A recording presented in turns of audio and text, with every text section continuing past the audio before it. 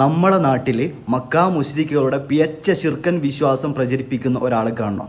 ഇതാ കണ്ടോക്ക്. മുഹമ്മദ് നബിയെ സഹായിക്കണേ എന്നുള്ളതും മുഹമ്മദ് ദൈവമേ സഹായിക്കണേ എന്നുള്ളതും ഇവ രണ്ടും തമ്മിലുള്ള വ്യത്യാസം സുന്നികൾ മനസ്സിലാക്കുന്നുണ്ട്.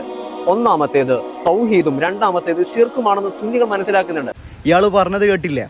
അതായത് മുഹമ്മദ് നബി അള്ളാഹു അല്ല എന്ന വിശ്വാസത്തോടു കൂടി മുഹമ്മദ് നബിയെ എൻ്റെ പ്രയാസങ്ങളൊക്കെ മാറ്റിത്തരണമേ എന്ന് മുഹമ്മദ് നബിയോട് പ്രാർത്ഥിച്ചാൽ അത് ശിർക്കല്ല എന്നുള്ളത് പച്ചയായ അബൂജഹലിന്റെ വിശ്വാസം. പ്രവാചകൻ സല്ലല്ലാഹു അലൈഹി വസല്ലം നമ്മളോട് പറഞ്ഞിട്ടുള്ളത് ഇദാ സഅൽത ഫസ്അലില്ലാ, നിങ്ങൾ ചോദിക്കുകയാണെങ്കിൽ അള്ളാഹുവിനോട് ചോദിക്കുക.